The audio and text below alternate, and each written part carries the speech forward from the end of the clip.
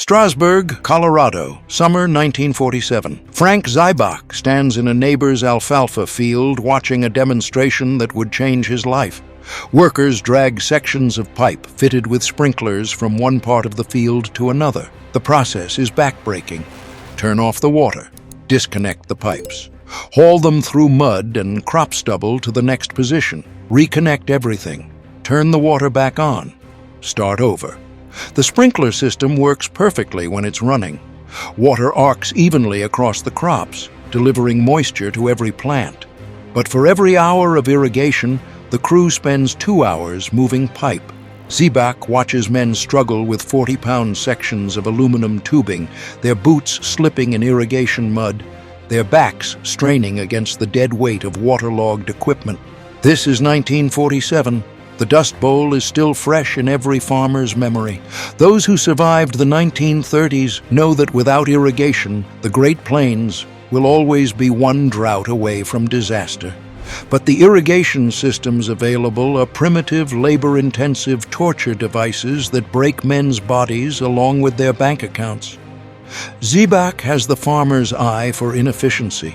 He sees waste where others see normal operations. The sprinklers themselves are brilliant, capable of delivering water precisely where crops need it. But the system requires an army of workers to move pipe sections like medieval siege equipment. What if you could eliminate the workers entirely? What if the sprinklers could move themselves? The idea forming in Zybach's mind sounds absurd. A sprinkler system that walks across the field on its own, watering crops in a perfect circle. His neighbors would call him crazy. Agricultural engineers would explain why it can't work. But Zybach has spent his entire life building impossible things that somehow work perfectly. This is how a 7th grade dropout with a blacksmith's hands would invent the machine that turned half the Great Plains green. The machine that transformed the great American desert into the world's most productive agricultural region. The machine that farmers initially mocked as a sprinkler on wheels until they saw what it could do to their harvests. But the path from idea to revolution would take 5 years of failure, ridicule, and financial ruin. Because sometimes the most important inventions look like toys until they prove they can change the world. Frank Zybach wasn't supposed to be an inventor. Born in 1894, he moved to Columbus, Nebraska, when he was 3 months old. His Swiss immigrant parents were poor farmers who couldn't afford to keep their son in school when there was work to be done. At 13, Zybach quit school after 7th grade to help his father with their farm and blacksmith shop. While other children learned from textbooks, Zybach learned from watching his father bend steel. He developed the mechanic's instinct for understanding how things work and why they break. By age 13, he had built his first invention. He was tired of walking behind their horse-drawn harrow, choking on dust clouds that turned summer afternoons into respiratory torture. So he constructed a small cart with swivel wheels and a seat, mounting it on the front of the harrow. Detachable pins kept the wheels straight during normal operation, but could be removed when turns were necessary. It was a simple solution to a personal problem. But it revealed Zybach's fundamental approach to innovation. He didn't invent for the sake of invention. He solved his own pain points, then discovered that other farmers shared the same frustrations. At age 26 in 1920, Zybach filed his first patent for an automatic tractor guide designed for steel-wheeled tractors. The device was supposed to keep tractors running in straight lines without constant steering corrections from the operator. He sold the invention, but it never achieved commercial success. The timing was wrong. Steel-wheeled tractors were already becoming obsolete, replaced by rubber-tired machines that handled differently. The failure taught him a crucial lesson about innovation timing. Even brilliant solutions fail if the supporting technology isn't ready. But instead of discouraging him, the setback sharpened his focus on practical problems with immediate applications. By the 1940s, Zybach was farming in Colorado, still tinkering with mechanical solutions to agricultural challenges. He had watched the Dust Bowl destroy thousands of farms across the Great Plains. He had seen families abandon their land when drought turned fertile soil into airborne powder. The lesson was clear. Without reliable irrigation, farming in the Great Plains was gambling with nature's deadliest casino. But irrigation technology in 1947 was still primitive. Surface irrigation required perfectly leveled fields and enormous amounts of water. Furrow irrigation worked well for some crops, but was impossible to implement on uneven terrain. Sprinkler systems, like the one he watched in that alfalfa field, could handle irregular topography, but they required constant human labor to reposition equipment. The mathematical problem was brutal. A typical sprinkler setup could irrigate about 5 acres per position. Moving to the next position required 4 workers, at least 2 hours of labor. That meant 8 man-hours of work for every 5 acres irrigated. Scale that across a 1,000-acre farm, and irrigation became a full-time occupation for an entire crew. Worse, the timing was always wrong. Crops needed water when they needed it, not when crews had finished moving pipes. During peak growing season, irrigation delays of even a few hours could reduce yields significantly. Farmers faced an impossible choice: hire enormous crews they couldn't afford, or accept reduced harvests they couldn't survive. Zybach understood that the bottleneck wasn't water or sprinklers, it was human labor. Eliminate the workers and irrigation could become both affordable and precise. The question was how to build a system that could move itself across a field without human intervention. The answer came to him gradually during the winter of 1947 to 1948. Instead of moving sprinklers in straight lines across rectangular fields, what if they moved in circles? A single pivot point at the center could anchor a rotating arm fitted with sprinklers. The system would irrigate a circular area automatically, powered by the water pressure flowing through the pipes themselves. The concept violated every conventional wisdom about irrigation design. Agricultural engineers believed sprinkler systems needed to irrigate rectangular fields to match existing farming practices. They assumed that mechanical systems required external power sources like gasoline engines or electric motors. They were convinced that any automated system would be too complex and expensive for ordinary farmers to operate. Zybach ignored their assumptions and built what worked. In his father's blacksmith shop, using skills learned as a teenager, he welded together the first prototype of what would become center pivot irrigation. The machine looked exactly like what his neighbors expected from a self-taught inventor: crude, simple, and probably dysfunctional. 2 towers mounted on steel skids supported sections of pipe suspended by guy wires. Sprinklers hung about 2 feet above the ground, close enough to minimize wind drift but high enough to clear low crops.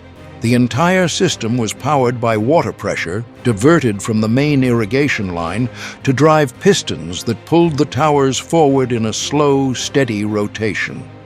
The control system was Zybach's masterpiece of practical engineering. He designed 2-way water valves that used the pressure differences between towers to maintain alignment.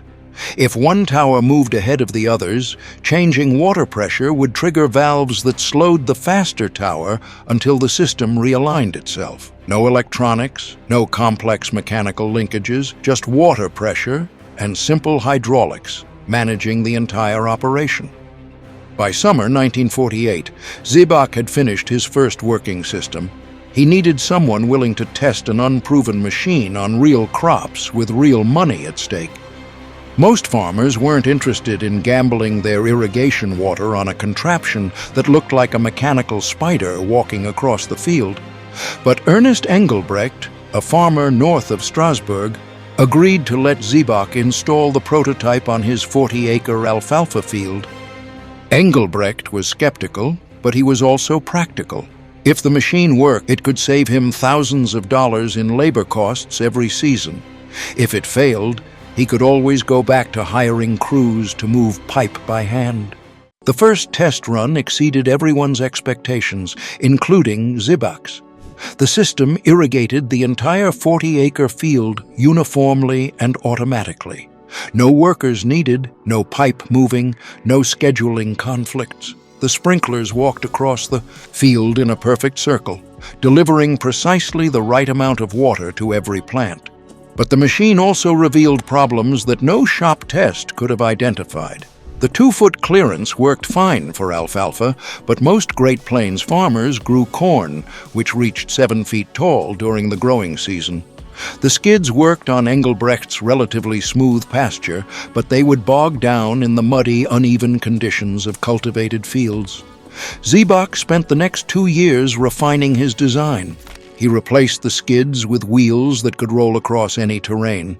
He raised the pipeline to 9 feet above ground, providing clearance for tall crops while maintaining efficient water distribution. He redesigned the tower structure to handle the increased loads and stresses of the higher system. By 1949, he was confident enough to file for a patent. On July 22, 1952, the U.S. Patent Office granted Zybach the patent. The document that would reshape American agriculture was official. But having a patent didn't solve the challenge of turning a prototype into a commercial product. Zybach needed capital, manufacturing capacity, and sales networks to reach farmers across the Great Plains. The breakthrough came through A.E. Trowbridge, an automobile dealer from Columbus, Nebraska. In 1952, he invested $25,000 for 49% of the patent rights. They rented a machine shop and began production.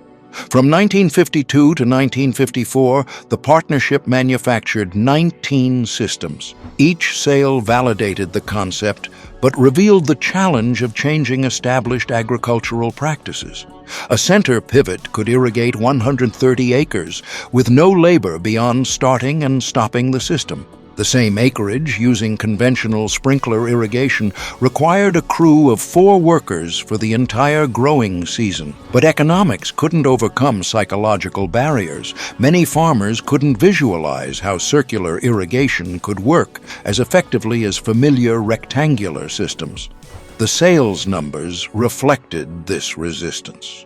19 systems over 2 years wasn't enough for commercial viability. In fall 1954, Robert Doherty of Valley Manufacturing approached them about licensing the technology. Doherty had started his company in 1946 with $5,000, producing basic farm equipment.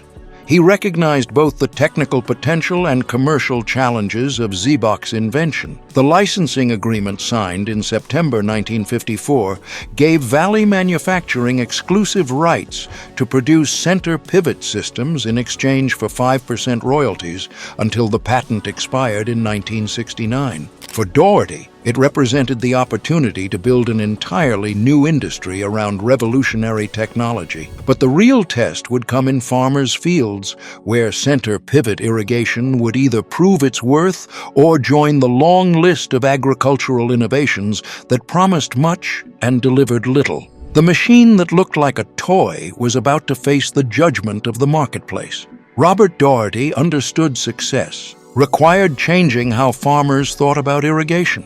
Valley Manufacturing focused on demonstration projects that proved the technology under real conditions. The strategy worked because results spoke louder than sales pitches. Farmers who installed center pivots reported massive labor savings and more consistent yields. Word spread through rural communities. Coffee shop conversations shifted from theoretical discussions about Zybach's sprinkler on wheels to practical reports from farmers who had used the systems. By 1960, Valley Manufacturing produced hundreds of center pivots annually.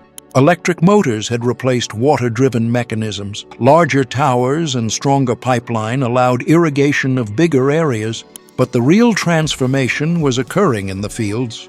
For the first time since homesteaders arrived on the Great Plains, farmers could irrigate large acreages without armies of laborers. Irrigation costs dropped 60 to 70% compared to conventional systems while improving water distribution. The technology enabled different scales of operation.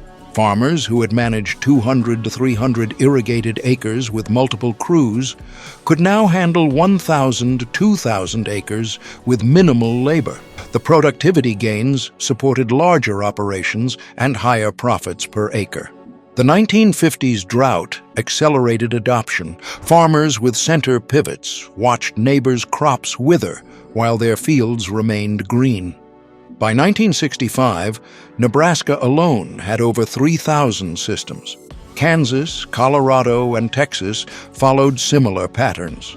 In 1976, Scientific American called center pivot irrigation perhaps the most significant mechanical innovation in agriculture since the replacement of draft animals by the tractor. By 2013, center pivots irrigated nearly 28 million acres on 57,000 U.S. farms, becoming the most widely used irrigation technology in the country. NASA astronauts could identify the Great Plains from space by distinctive patterns of green circles scattered across the landscape. The economic transformation extended beyond individual farms. Center pivot irrigation enabled the Great Plains to support intensive livestock operations and food processing facilities previously concentrated in humid regions. Towns that struggled during the Dust Bowl experienced agricultural booms supported by reliable irrigation. But success came with unforeseen consequences. Center pivot efficiency encouraged farmers to irrigate more acres and grow water-intensive crops, like corn. The Ogallala Aquifer began showing depletion signs by the 1980s. In parts of Texas, Kansas, and Colorado, groundwater levels dropped faster than natural recharge. Wells required deeper drilling and more powerful pumps. Some areas faced returning to dryland farming as the aquifer declined below economical depths. The irony was stark. Technology that rescued the Great Plains from rainfall limitations created new limitations based on groundwater availability. Zybach's machine worked exactly as designed, but success encouraged. Uses exceeding sustainable resource capacity. Modern center pivots address these challenges with precision technologies Zybach couldn't have imagined. GPS guidance ensures accurate water application. Soil moisture sensors trigger irrigation only when crops need water. Variable rate technology delivers different amounts based on soil conditions and plant requirements. These innovations reflect continuing evolution of Zybach's insight. Use machines to do what humans cannot do efficiently, but they demonstrate that even revolutionary technologies must adapt to natural system constraints. The center pivot transformation represents both triumph and caution. It proved individual inventors working with practical problems can reshape entire industries, but it illustrated unintended consequences of technological success. When machines work too well, they can encourage behaviors exceeding natural resource capacity. Today's farmers balance Zybach's innovation legacy with finite water resource reality. Technology that transformed the Great Plains from Great American Desert into the world's breadbasket must evolve again to ensure abundance remains sustainable. The machine continues its rotation across fields from Nebraska to New Mexico. Testament to one farmer's refusal to accept that irrigation required backbreaking labor. Zybach didn't just invent a better sprinkler, he invented a way of thinking about agricultural technology that prioritized human needs over conventional wisdom. The green circles visible from space represent more than efficient irrigation. They represent the power of practical innovation to transform entire landscapes and the people who depend on them. Sometimes the most important inventions do start as sprinklers on wheels until they prove they can change the world. Frank Zybach died in 1980, having lived to see his invention transform the Great Plains into one of the world's most productive agricultural areas. The machine he built in a blacksmith shop had become an industry worth billions annually. The Irrigation Association proclaimed center pivot irrigation without a doubt the greatest advancement in agriculture since the McCormick Reaper. Like McCormick's mechanical reaper, it eliminated the human bottleneck that limited agricultural productivity for generations. Modern center pivots incorporate technologies Zybach never imagined: satellite navigation, computer-controlled application, wireless communication. Yet his fundamental insight remains unchanged. The best agricultural technology removes human limitations to let crops reach their biological potential. The story embodies American practical innovation. A farmer with 7th grade education solved a problem that had stumped agricultural engineers for generations. His solution seemed absurdly simple until it proved impossibly effective. Today, as farmers face new challenges from climate change, water scarcity, and feeding a growing population, Zybach's approach remains relevant. Innovation often comes from those who live daily with the problems they're trying to solve. The sprinkler on wheels that farmers initially laughed at now irrigates millions of acres across 6 continents. Frank Zybach's legacy lives on in every green circle marking modern agriculture, proof that the best innovations start with someone willing to build what others think impossible.